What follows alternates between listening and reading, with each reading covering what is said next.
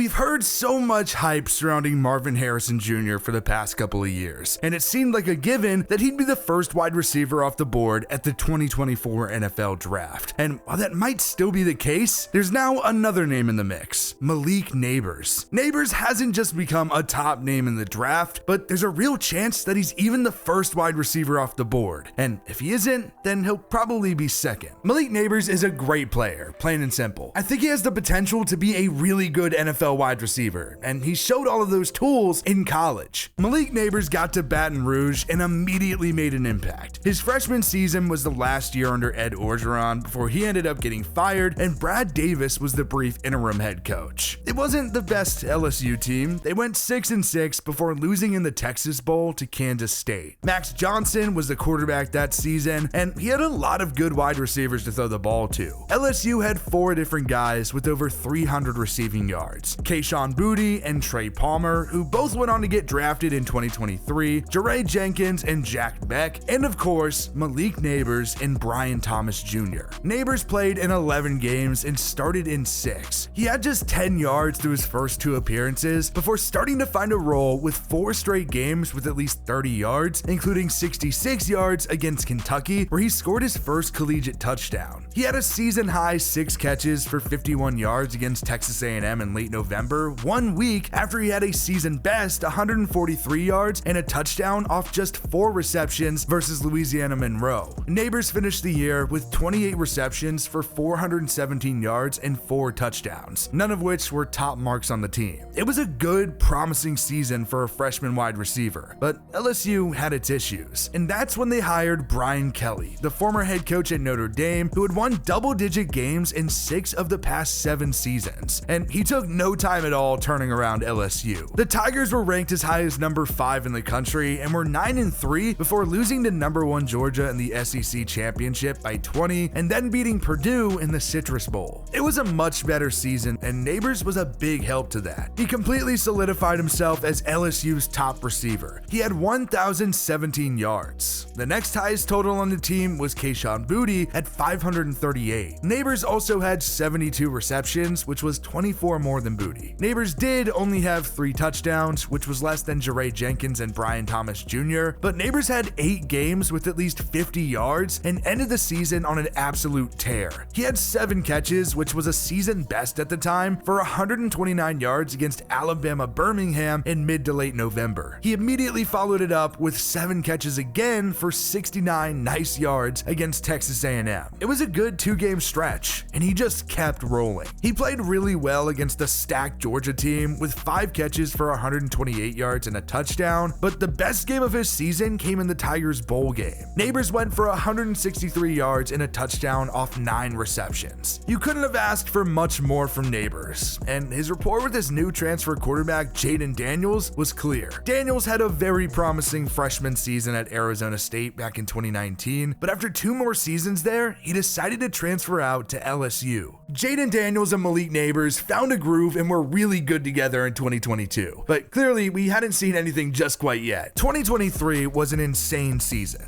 not just for Jayden Daniels, but also for Malik Nabers and Brian Thomas Jr. Jayden Daniels was all the talk during the college football season. He was sensational and went on to, of course, win the Heisman Trophy. He was a serious threat on the ground with 1,134 yards and 10 touchdowns. Jayden was really good on the ground, and he was even better passing. He threw for 3,812 yards, 40 touchdowns, and 4 interceptions. And a lot of the success through the air went to Malik Nabers and Brian Thomas Jr. Kyron Lacey and Mason Taylor both had over 300 yards receiving, but Nabers and Thomas were just insane. Thomas had 1,177 yards and 17 touchdowns on 68 receptions. He was elite, and he'll probably have his name called in the first round just like Nabers. Nabers had 89 catches for 1,569 yards and 14 touchdowns. In mid-September, Nabers had the best game of his collegiate career against Mississippi State. He caught 13 passes for 239 yards and 2 touchdowns. That was simply just a crazy game, and he followed it up with a 3-game stretch of all 100-yard games with 378 yards and 3 touchdowns, all against SEC competition, by the way. He had 89 yards and a touchdown against Auburn before starting another 100-yard 100-yard game streak of 5 games. LSU lost to Alabama, but Nabers had a great day with 10 receptions for 171 yards and a touchdown. One of the best performances of his collegiate career. In his last 5 games of the regular season, Nabers had 686 yards and 7 touchdowns. He helped LSU have a pretty good season. They went 10-3, 6-2 in the SEC, and their only losses came to number 8 Florida State, number 20 Ole Miss, and number 8 Alabama. What we saw last season at LSU was incredible. They were a really fun team to watch. It obviously wasn't the first time we've seen 2 really good LSU wide receivers on the same team. Of course, even Kayshon Boutte and Trey Palmer went on to be drafted, but everyone points out and remembers that 2019 season specifically that had Jamar Chase and Justin Jefferson. Not to mention that even Terrace Marshall Jr. and Clyde Edwards-Helaire, 2 future NFL draft picks, combined for 1,000 yards receiving too. Justin Jefferson didn't even have a catch his first season at LSU, then had almost 900 yards as a sophomore, which was the first year Joe Burrow was at LSU. Then he really exploded in 2019 with 1,540 yards and 18 touchdowns on 111 receptions. He was so good, and it led to him being a first-round pick, and he's already having a great career with the Vikings. Then there was Jamar Chase, who actually led the team with 1,780 yards and 20 touchdowns despite only having 84 receptions. He was the home run threat for LSU, and he was damn good at it. He was only a sophomore and had 300 yards as a freshman. After how good he was in 2019, he actually opted out of the 2020 COVID season to just train for the draft, and ultimately went in the first round to the Bengals. He's already had a ton of success in the pros, just like Jefferson. When you look back at how good they were in college, it came after a transfer quarterback came in Joe Burrow. It's kind of interesting just how similar the two situations are when you look at Joe Burrow transferring into LSU and just dominating en route to winning the Heisman Trophy with 2 great wide receivers. Now, we've really gotten to see part 2 of that with Jaden Daniels doing the same thing now with Malik Nabers and Brian Thomas Jr. The big 3 at LSU last season was a big reason for why they were so good. All 3 were great, and now we'll actually get to see who can make the jump to the pros. Jaden Daniels is probably going to be the first of those 3 guys to go off the board, depending on which quarterback needy team goes after him. Caleb Williams probably ends up at 1 to the Bears, and then Jaden Daniels likely goes 2 or 3 to the Commanders or the Patriots, with the other taking Drake May or maybe even JJ McCarthy. The first realistic spot for a wide receiver to end up, in my opinion, is at 4 to the Cardinals. I'd be willing to bet that either Marvin Harrison Jr. or Malik Nabers land there. Then chances are the other goes 5th to the Chargers after Keenan Allen and Mike Williams were both cap casualties. Of course, there's a reason both of those teams are drafting so high, but getting to play with Kyler Murray or Justin Herbert is a pretty good start. I really don't think that Nabers or Harrison are actually going to be available past the top 5, especially Harrison, but there are other options in the top 10 that need wide receiver help. You have the Giants at 6, Titans, Bears at 9, and the Jets. Those teams, if I had to take a guess, are going to be looking at Rome Odunze and beyond. There are a bunch of good wide receivers in this draft, and a lot of teams are in need, so Brian Thomas Jr. should end up somewhere in the first round. You never really know what's going to happen come draft day, but Malik Nabers has proven his worth. He's a top-tier wide receiver in the upcoming draft and has shown the tools to be an NFL guy, but now we just gotta wait and see.